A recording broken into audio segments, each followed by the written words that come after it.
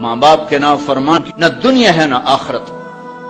ایک صحابی ہے، یا رسول اللہ میرا باپ نا میری کمائی میں سے خرچ کرتا، مجھ سے پوچھتا ہی نہیں، اور شرعن قانوناً اگر میری کمائی میرے باپ کی جو کمائی ہے یا زمین ہے جائیداد ہے اس سے الگ میں نے اپنی محنت سے کوئی کمائی کی ہے، وہ میری ذاتی چیز ہے، قانوناً میرے باپ کو بھی پوچھنا چاہیے کہ بیٹا یہ تمہاری چیز میں لے سکتا ہوں، یہ پیسہ میں استعمال کر سکتا ہوں، قانون یہ ہے۔ تو اس نے قانون کی بات کی کہ میرا باپ میرا مال اٹھا کے خرچ کر دیتا، مجھ سے پوچھتا ہی نہیں۔ آپ نے کہا اس کے باپ کو بلاؤ۔ اس کے باپ کو بلایا تو انہوں نے پوچھا کیوں بلا رہے ہیں؟ کہ تیرے بیٹے نے تیری شکایت کی۔ تو اس کو اتنا غم لگا کہ وہ کٹ کے مر گیا۔ اور عرب کی شاعری تو پھر پوری دنیا میں مشہور ہے، آج بھی مشہور ہے۔ تو اس نے دل ہی دل میں کوئی شعر کہے، درد بھرے دکھ بھرے، اور وہ انہی شعر کو اپنی زبان سے نہیں دل ہی دل میں کہتا کہتا دربار رسالت میں مسجد میں پہنچا تو جبریل پہلے آ چکے تھے۔ کہنے لگے یا رسول اللہ، اللہ تعالیٰ فرما رہے ہیں کہ آپ اس سے کہیں کہ پہلے وہ شعر سنا جو تیری زبان سے تو ادا نہیں ہوئے، تو تیرے رب نے عرشوں پہ سن لیے ہیں۔ آپ نے فرمایا بھائی اب تمہارا کیس سنوں گا، پہلے وہ شعر سنا جو تیری زبان سے نہیں ادا ہوئے۔ اللہ نے سنے۔ کہنے لگا یا رسول اللہ میں گواہی دیتا ہوں آپ سچے رسول ہیں، آپ کا رب بڑا طاقتور رب ہے، آپ کے رب کی قسم زبان سے ایک لفظ نہیں نکلا، دکھ بھری فریاد تھی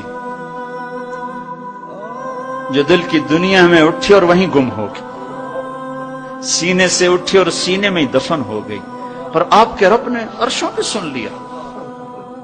آپ نے کہا اچھا سنا تو صحیح میرے بھائی۔ میں کہا جی میں نے کہا بچے جس دن تو پیدا ہوا اس دن سے ہم نے اپنے لیے جینا چھوڑ دیا، ہم نے تیرے لیے جینا شروع کیا۔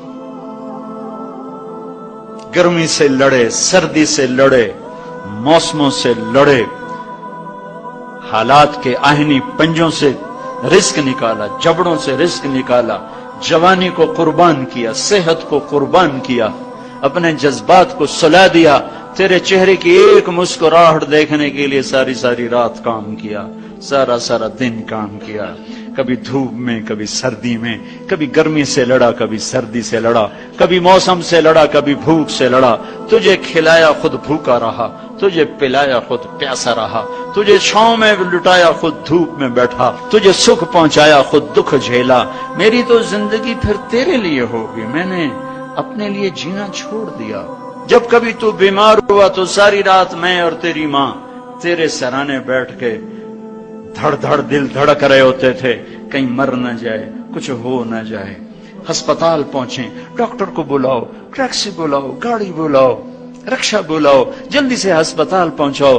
اسی خوفناک خیالات میں ہم روتے تھے، پگھلتے تھے، ٹوٹتے تھے، بکھرتے گئے چلے گئے خشک پتے کی طرح، اور تیرے چہرے کی ایک مسکراہٹ کے لیے ساری مسکراہٹیں بھول گئے، تجھے صحت مند دیکھنے کے لیے اپنی صحت کے سودے کر دیے۔ اور اس طرح ایک دن نہیں گزرا، یہ شب و روز گزرے، دن اور رات گزرے، لیل و نہار گزرے، بہار و خزاں گزری، رت بدلی، موسم بدلے، بادل اندھیری، بارش آئے اور گئے، یہاں تک کہ تو پروان چڑھتا گیا، میں ڈھلتا گیا، تجھ میں جوانی میں رنگ بھرا اور بڑھاپے نے میرے سارے رنگ نوچ لیے۔ تو سیدھا کھڑا ہوا تنے کی طرح، میری کمر جھک گئی کمان کی طرح، اور میں آسرے کا محتاج ہوا، تو طاقتور ہو کے جوان ہوا۔ پھر مجھے خیال آیا کہ میں اس کی انگلی پکڑ کے چلا، گود بٹھا کے چلا، کندھے بٹھا کے چلا، ہاتھ بٹھا کے چلا، اس کے لیے در در کی ٹھوکریں کھائیں۔